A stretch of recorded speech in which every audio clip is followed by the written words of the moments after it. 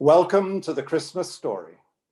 If you're sitting comfortably, I will begin. Father Christmas always has to spend a lot of time planning all those presents and deliveries. It requires enormous skill and teamwork to get all the right presents to everyone on Christmas night. Of course, he's helped by the way the world spins on its axis, extending the nighttime around the world to a 24-hour period. But he still means a superhuman effort by him and his reindeers, famed for their speed and navigating skills. In 2020, his helpers came to him and said he would need to do some homework for his deliveries this year, as there were so many new rules applying to all the people he was going to visit. Did he know there was a nasty virus spreading its way around the globe? Countries required limited social contact and proper sanitizing of goods. The world is also so much keener this year on green policies, so many of his global family would expect him to watch his carbon output.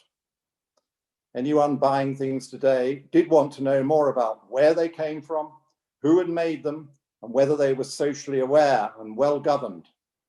Santa, above all others, must show he is a leader of these great movements for the good.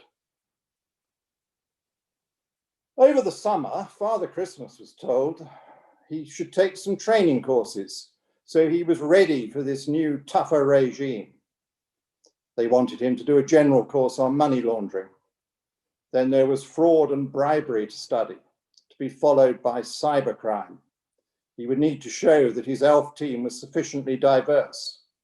He should gain a grounding in socially aware present giving, environmentally benign gifts, and a course on governance of the parcels business. He needed to ensure he did not fall foul of the ever higher standards for animal welfare for reindeers. So he needed a module on advanced reindeer husbandry.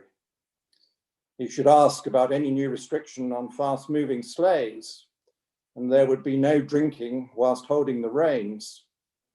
Then, of course, owing to the pandemic, everything he did this year has to be COVID compliant. How was he on all the differing rules around the world on social distancing, mask wearing, and digital alternatives? He also had to get up to speed with the green necessities, ensuring all gifts were zero carbon and that his sleigh ride did not generate too much carbon dioxide from himself and the animals. He needed to be more socially aware, so each gift would need a certificate to prove it had been made in good conditions for the staff. He himself would need an approval certificate that he achieved high standards of governance. Now, Father Christmas is a bit of a traditionalist. He was not sure he wanted to spend his summer slaving over all these worldly topics that might take the fun out of Noel. So he compromised with his advisors and agreed to a conference with experts to see what, if anything, was relevant to him. At the meeting, the anti-money laundering officer told him he could no longer get away with refusing to disclose who paid for all the presents he was dropping off. The data protection officer said he was in possession of vital individual information, which was both personal and commercially valuable. All those wish lists for presents needed to be better filed and password protected, preferably with a duo system and complex codes. The criminal lawyer told him he was especially vulnerable to suspicion of bribes, so he needed to keep a register of any mince pies, glasses of wine, or tips he was offered during his work. The cyber expert told him that as many children now send in text messages, emails, or social media posts with all their details, he needed much better cyber protection. He also needed reliable and secure systems for ordering the gifts. A Christmas Grinch could so easily crash his systems, wrecking the only day of the year when he could provide his service.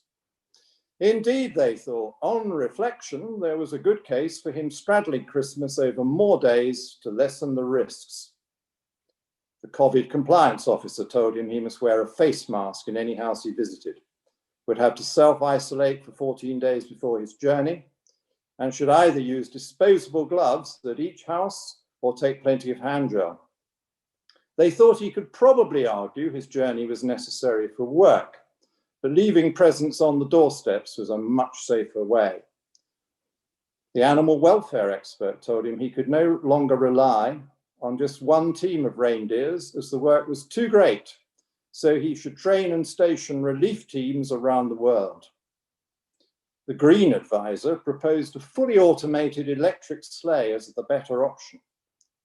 The social awareness analyst said he could help supply printouts on the suitability of various gift suppliers, which would need to be appended to each present.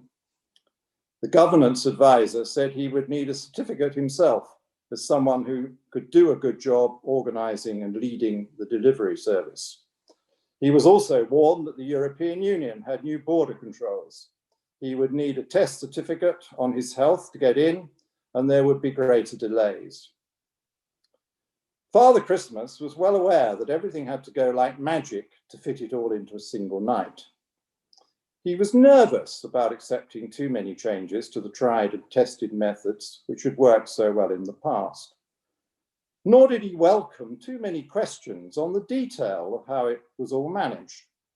The whole point was its seemingly effortless magic that delivered it. No one must be let down and no one must go without a present. He asked the Green advisor, how would the electric sleigh work? Might it need recharging on what is a very long journey? And if so, how long would that take and how often? The lack of certainty about this led him to conclude he preferred his old sleigh. He said his reindeer had always managed before, and they knew the routine to perfection.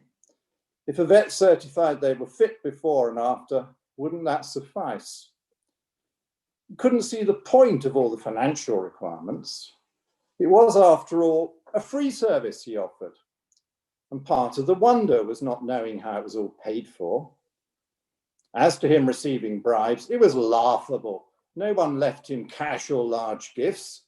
They were just being friendly with a few mince pies. Given his weight problem, it was not something he asked for, and he wasn't that keen to eat them.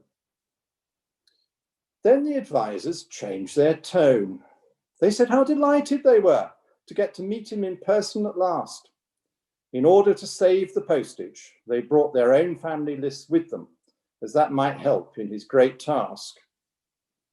So, said Santa, when it comes to your family, you do not seem to have the same worries about the pandemic, bribes, or how green is my transport. Can I suggest that you and your regulators turn a blind eye to how I do my job on this unique occasion each year? I doubt you'd be very happy if I told you, having thought about your points, it was all too difficult to do this on one special night, and so the service was cancelled. On reflection, the worried advisors decided this could be a good exception to all their rules. Isn't it great to know that Father Christmas is COVID compliant after all? Happy Christmas, everyone.